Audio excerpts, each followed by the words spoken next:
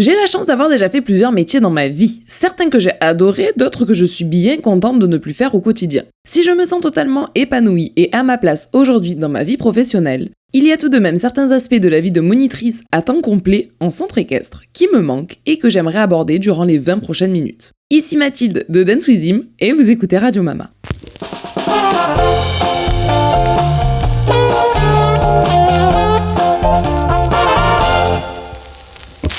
Coucou ma team tournesol, c'est une Mama pleine de vie et pleine d'énergie que vous retrouvez aujourd'hui, et cela en partie grâce à tous vos commentaires à propos de mon dernier podcast de la semaine dernière. Nous l'avons enregistré à 2 avec ma sœur et plusieurs d'entre vous m'ont avoué s'être tapé leur meilleur fou rire en nous écoutant, et ma foi, si vous faites pipi à la culotte, moi ça me met en joie. Aujourd'hui, j'ai envie que nous parlions de mon métier de cœur, celui de monitrice d'équitation. Je vous en ai quelquefois rabattu les oreilles, mais il est vrai que depuis toujours, j'ai ce côté très pédagogue, j'adore enseigner, j'adore transmettre, et bon, ça c'est plus du tout un scoop pour tous les gens sur internet, mais je crois que j'aime bien les poneys. Et donc, monitrice d'équitation, c'était clairement mon métier de cœur. Je savais depuis toujours que ça serait le métier que j'aurais envie de faire, j'en parlais déjà alors que j'avais un bon galop 1 à mon actif et que j'étais une jeune fille, quand j'ai commencé l'équitation j'avais 14-15 ans, donc voilà, 14 ans, galop 1, et je me disais un jour je serai monitrice d'équitation. À ce moment-là, évidemment qu'il y a un maximum de gens qui s'amusent à te mettre non pas des bâtons dans les roues, mais des troncs d'arbres dans les rouages, et qui te disent « Ah, tu n'y arriveras jamais ».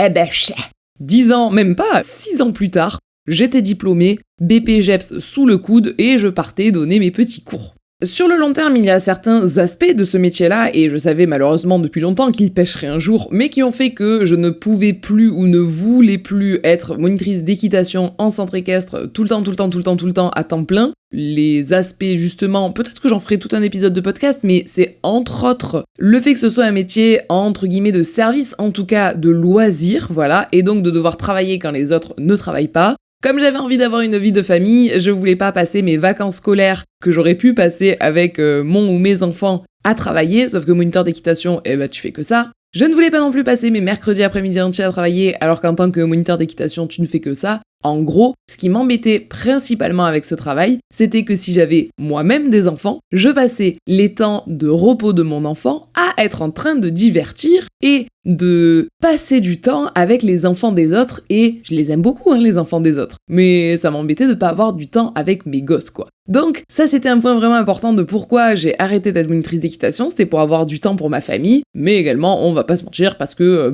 c'est un métier qui est épuisant, éprouvant physiquement. Par exemple, le fait de passer tout ton hiver dehors, tu le fais même pas à tes animaux, pourquoi on le fait aux moniteurs? Je ne comprends pas le principe. Enfin bref, là n'est pas le sujet et je vais pas plus en parler. Si ça vous intéresse, pourquoi pas, comme je vous disais, en faire un épisode complet. J'aime autant vous dire que j'ai des trucs en revanche, mais ça marche pas. À revendre, voilà. J'ai des trucs à revendre qui font que j'ai des bonnes raisons d'avoir arrêté ce métier-là. Mais aujourd'hui, c'est pas ça. Aujourd'hui, on est positif. Aujourd'hui, on dit qu'est-ce qui me manque dans ce métier? Parce qu'il y en a beaucoup des choses quand même. J'attire votre attention aussi sur le fait que, actuellement, je continue à donner des cours d'équitation, parce que bien sûr que si c'est mon métier de cœur, je continue à en faire au moins une partie, je garde un petit pied dedans, ok? C'est sous le nom de Coach Mama que j'ai repris cette activité-là, je suis donc monitrice indépendante, ça s'appelle, je donne des cours d'équitation particuliers à des cavaliers propriétaires. En gros, je vais dans une écurie, il y a un ou une cavalière à moi avec son cheval qui me prend 1 heure de cours, où cette personne est seule. Allez, parfois ça m'arrive d'avoir des cours collectifs, j'y mets des très gros guillemets parce que le maximum c'est 3 élèves en simultané, mais ça va pas plus loin que ça. Donc je suis monitrice indépendante, je n'ai pas une structure dans laquelle j'enseigne tout le temps. À l'inverse, je vais enseigner dans plein de structures différentes.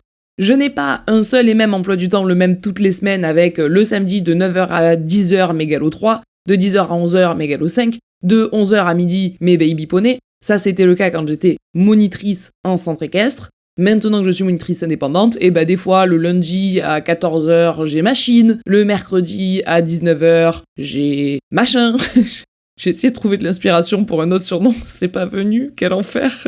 Mais bref, voilà, les grosses différences, c'est que monitrice indépendante, là, en tout cas pour moi, c'est un plaisir à côté, c'est un petit plus, mais c'est pas mon activité principale et je fais pas que ça de mes journées.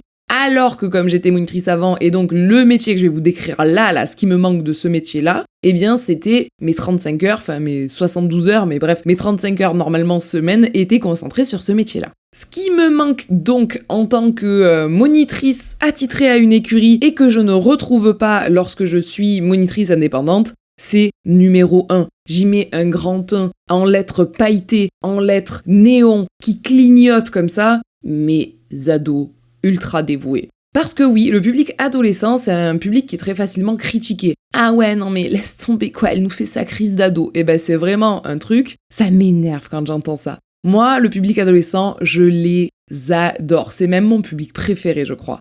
J'aime bien parce qu'on est confronté à des encore un peu enfants, mais un petit peu adultes. En gros, tu discutes avec des personnes qui ont des idées très arrêtées, mais qui à la fois sont en train de se construire sur plein de points, et donc, t'as l'impression qu'ils sont butés et qu'ils croient avoir compris la vie, puis quand tu discutes avec, finalement t'as une ouverture d'esprit incroyable, t'as une curiosité souvent qui est folle, et bon bref, moi le public ado, ça a toujours été un public avec lequel je m'entends bien. Et puis je sais pas, il y a le bon feeling, j'aime bien les brancher, mais comme ils voient que je suis méga bienveillante avec eux, ils sentent bien que c'est pas de la moquerie qui est sincère, c'est vraiment du 42e degré, et du coup je les branche, ils me branchent, on s'entend bien, bref, j'adore les ados.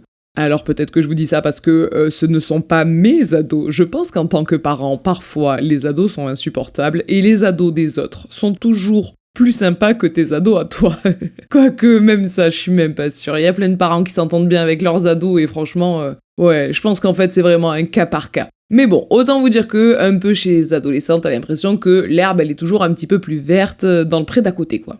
Moi, ce que j'appelle mes ados dévoués, c'était que j'avais fait tout un crew autour de moi. Si j'ai plein de défauts, j'ai bien une qualité qui revient facilement, c'est le fait de réussir à créer un groupe autour de moi dans la vraie vie, en tout cas, dans toutes les écuries où je suis passée. J'étais la monitrice où, assez rapidement, il y a une équipe qui se forme autour, il y a du monde qui se met en route et qui vient m'aider et qui a envie de me filer un coup de main et qui est dans l'interaction, et enfin voilà, j'ai cette facilité-là à créer autour de moi un groupe, une équipe. De toute façon, il y a qu'à voir, hein, regardez, sur les réseaux sociaux, c'est exactement ce qu'on fait. Mine de rien, sans s'en rendre compte, sur les réseaux sociaux, je crée une équipe autour de moi. Plus une équipe de personnes physiques, palpables que je croise dans la vraie vie, mais une équipe de personnes qui sont des vraies personnes, mais qui sont derrière leurs écrans. Sur les réseaux, vous êtes plus de 500 000 à nous suivre, donc je crois qu'on peut dire que j'ai quand même un petit peu cette capacité-là à créer du monde autour de moi, non?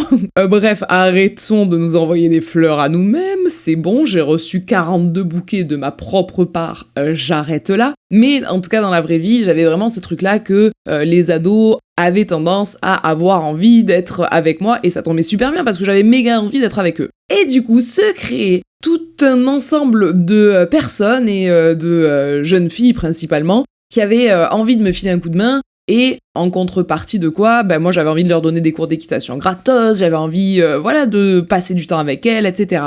Et donc s'il y a bien un truc qui me manque de ouf, ce sont toutes mes ados. Évidemment, je peux pas vous dire ces mots-là sans avoir une immense pensée particulière à tout un groupe d'ados, justement, de mes dernières écuries que j'aime très très fort et que je considère comme étant mes premiers enfants. Voilà, moi, elles me considèrent comme leur mère d'adoption. Sachez que c'est réciproque. Du coup, j'ai beaucoup d'enfants déjà. Mais ce sont des jeunes filles que j'ai vu grandir, que j'ai vu évoluer, et j'ai adoré partager ces moments-là avec elles. On a su se prendre la tête quand il le fallait, mais on a su aussi vivre des moments de grand fou rire, des moments de calme, des moments de réflexion sur l'équitation ou pas. Et surtout, on a su aussi vivre des moments difficiles, puisque ce que j'aimais bien avec ces filles-là, c'est qu'elles me faisaient assez confiance pour venir se confier à moi, que ce soit sur des problèmes avec leurs chevaux, ou sur des problèmes à la maison avec leur famille, ou avec leurs petits copains, avec toutes leurs premières fois, que ce soit première fois face à la cigarette, première fois face à des trucs un petit peu plus graves, première fois, enfin bon bref, tous ces trucs-là, j'ai pas envie d'en parler plus pour respecter leur intimité, mais voilà, c'était des groupes d'ados que j'ai adoré parce que on a créé plus qu'une simple relation monitrice/cavalier. Autre chose qui me manque beaucoup, et c'est bien la preuve que beaucoup de publics différents me plaisent, ce sont mes enfants trop mignons. Et par là, j'entends les pitchouns. Allez, à partir de 6 ans jusqu'à 8-10 ans, moi, j'adorais ce public-là. Je vous en ai déjà parlé il y a 1 ou 2 épisodes, mais c'est typiquement les petits avec qui j'ai instauré les câlins groupés avec chacun d'entre eux en début de cours. À chaque fois, c'était le groupe des Warriors, et vas-y qu'on se dépasse, etc. Et j'adore pouvoir donner des cours comme ça à des groupes d'enfants, puisque je me disais que j'étais la base de leur premier rapport avec l'animal. Enfin, avec l'animal, avec le cheval en tout cas.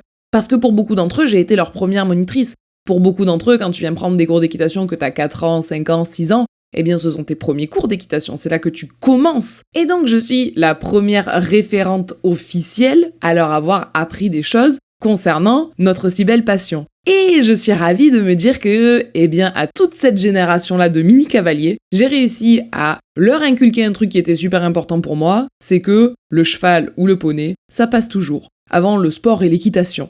Et du coup, en ayant créé ça, en les ayant orientés dans cette voie-là, eh ben, je sais que j'ai créé, à ce moment-là, des générations de cavaliers qui préféraient faire les soins à leurs chevaux que grimper dessus coûte que coûte. Alors attention, me faites pas dire ce que j'ai pas dit, pour certains d'entre eux c'était déjà naturellement le cas. Il y a des gens qui préfèrent naturellement faire les soins que d'être dessus, d'autres moins. Eh bien, ceux qui aimaient de base moins être à pied qu'être dessus, au final, en ayant Mama comme monitrice, eh bien ça a changé leur vision du truc, et puis j'ai fait ma dictature Mama, et j'aime autant vous dire que j'en suis pas peu fière. C'est un public aussi que j'adorais manager, parce que quand ils te rendent de l'amour, ils t'en rendent mais si fort, si fort. C'est un public avec qui j'ai beaucoup rigolé parce que je leur faisais plein de jeux. Tout était prétexte à être pédagogue. Ça, j'adorais. Ou à faire passer des messages aussi qui me semblaient, moi, être importants dans l'éducation, et j'y mets d'énormissimes guillemets. Mais voilà, tout était prétexte à les éveiller, les intéresser, les faire rire, les faire se concentrer. Et puis vraiment, pour moi, c'est un public où il faut y aller, quoi. Faut envoyer de la bonne humeur, faut envoyer de l'énergie. Si toi, t'es à fond, eux, ils seront à fond. C'est vraiment le public qui est le plus réceptif à tout ça. Et en ce qui concerne le fait d'envoyer de l'énergie, oh les gars,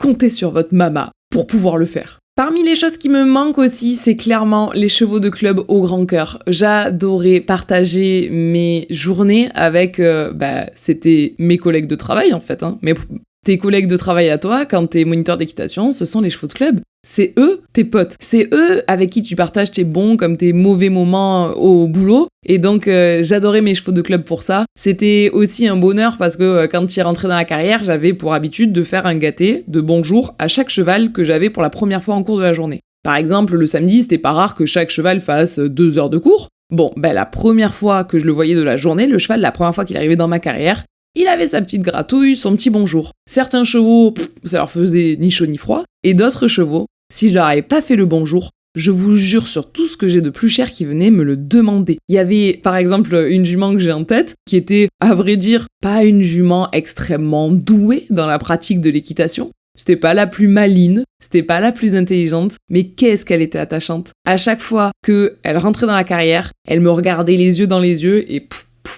elle venait me voir, elle venait chercher ses gâtés, ses gratouilles. Une fois qu'elle avait eu ça, c'est bon, madame pouvait se mettre à bosser.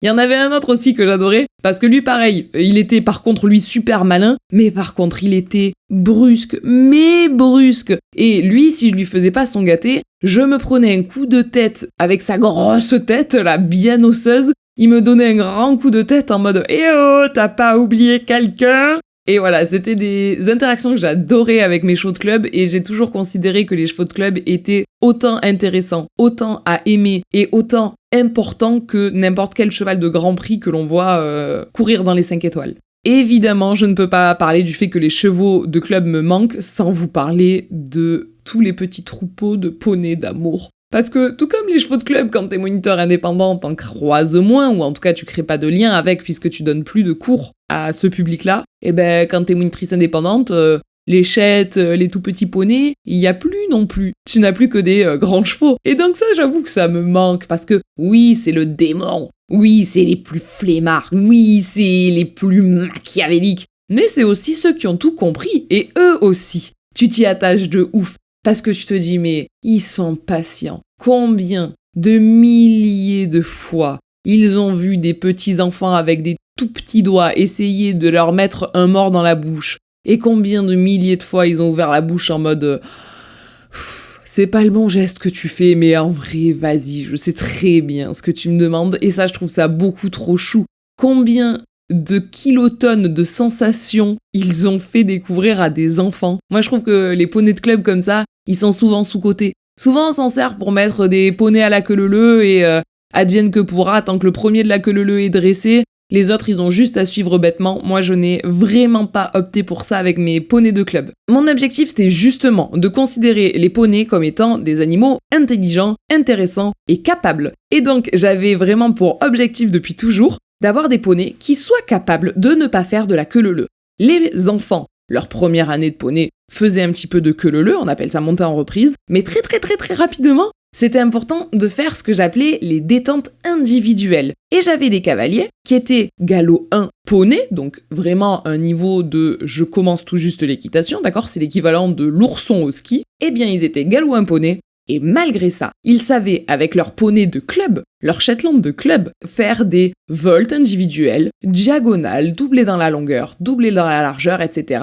Et je faisais en sorte qu'au bout de leur première année de poney, au bout d'1 an de poney, et on parle d'enfants qui ont 5 ans, donc c'est un public vraiment jeune, ils devaient absolument savoir faire leur détente individuelle au pas. Chacun était séparé dans la carrière, et ils devaient, déjà en début de cours, me rappeler toutes les figures de manège qu'ils devaient faire, volt, demi-volt au renversé, doublé dans la longueur, doublé dans la largeur, diagonale, et contre-changement de main. C'était toutes les figures qu'ils avaient à faire. Ils connaissaient la priorité à main gauche. Pour ceux qui n'arrivaient pas bien à différencier la droite et la gauche, je leur collais une gommette sur la main, et la main où il y avait la gommette, c'était la gauche, donc c'était la main prioritaire. Et ils devaient tous, de façon individuelle, faire ces figures de manège, chacun pour sa peau, en regardant bien de respecter les priorités, etc.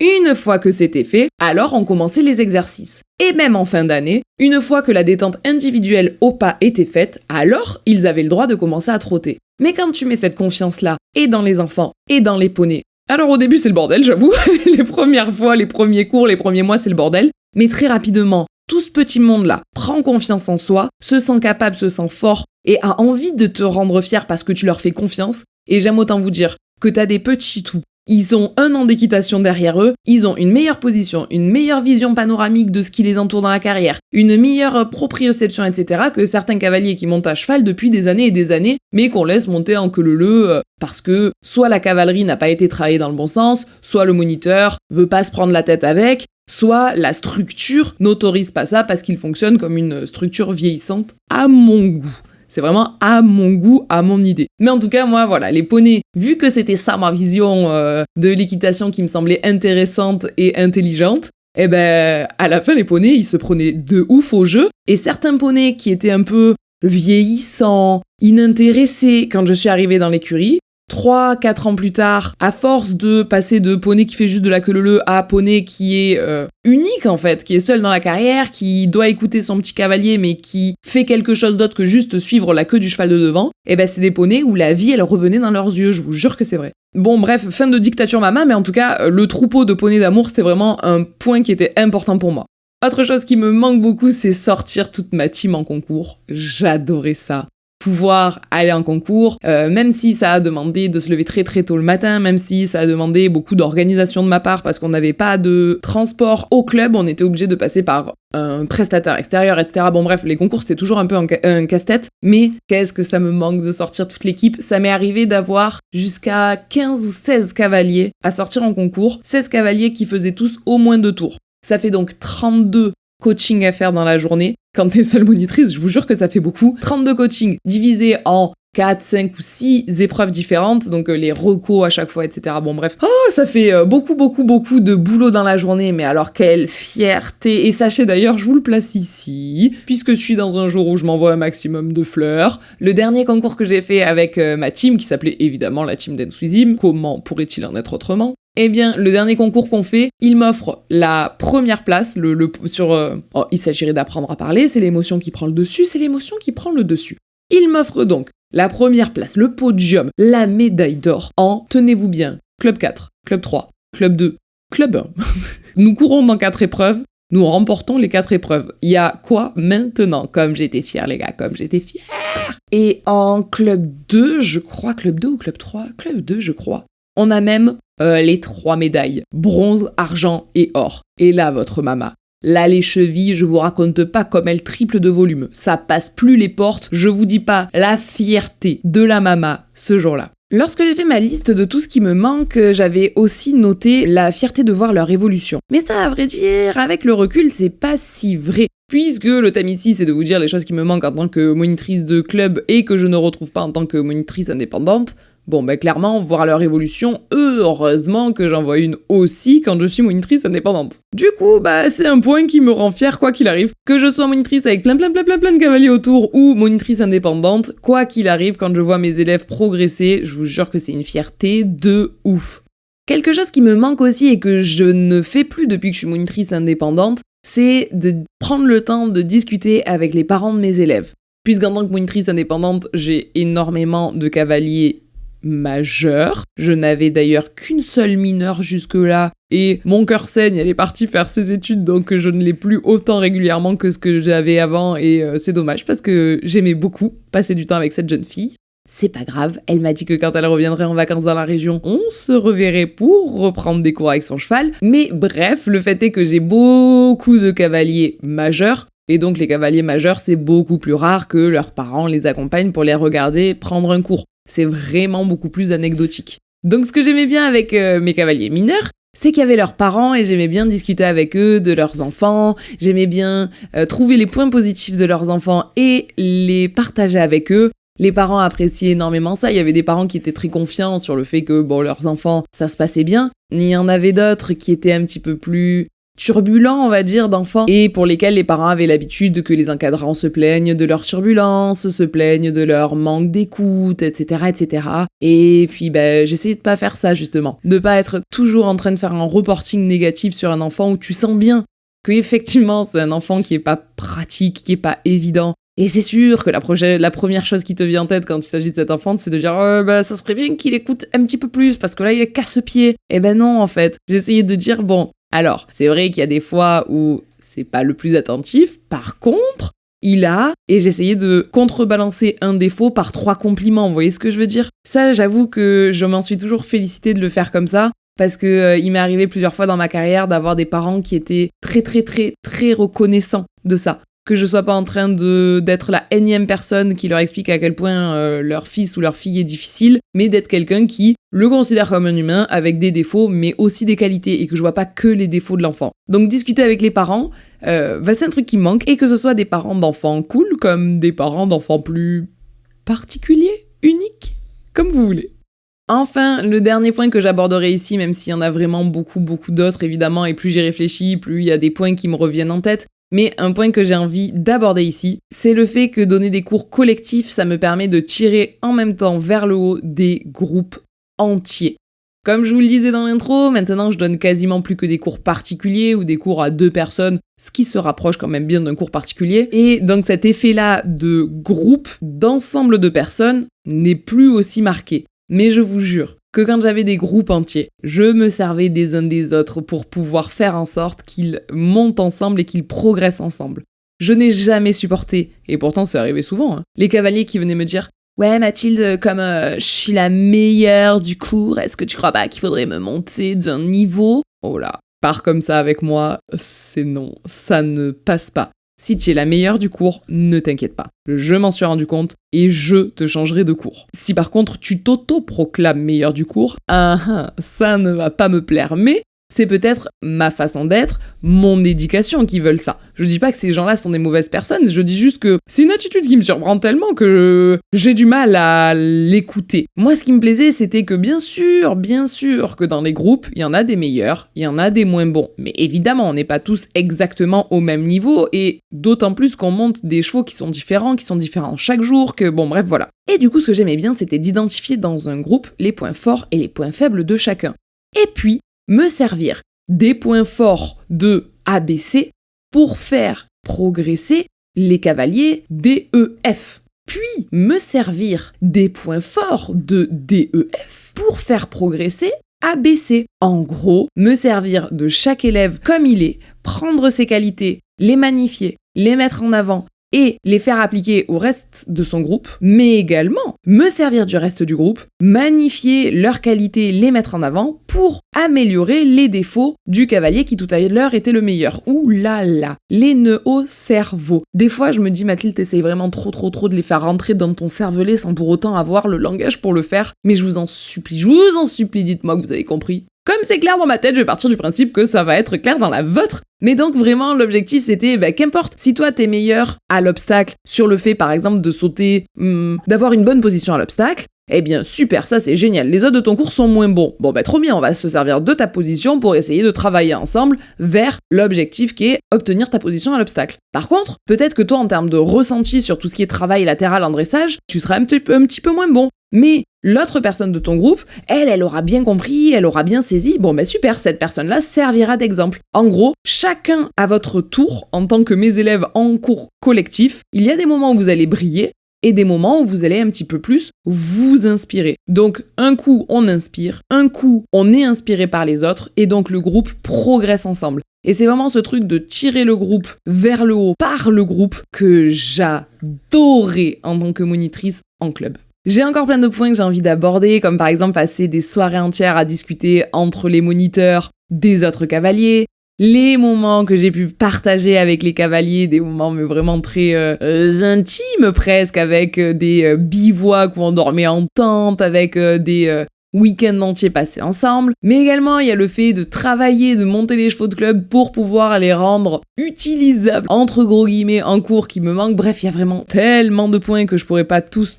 les citer ici. J'avais juste envie de rendre un petit hommage à ce si beau métier que j'aime tant. J'espère profondément que vous avez passé un bon moment en ma compagnie, moi qui ai eu envie aujourd'hui de replonger ma tête dans une période que j'aimais bien. Je vous laisse m'attribuer 5 étoiles sur ce podcast. Moi, je vous fais tout plein de gros bisous et je vous dis à très bientôt.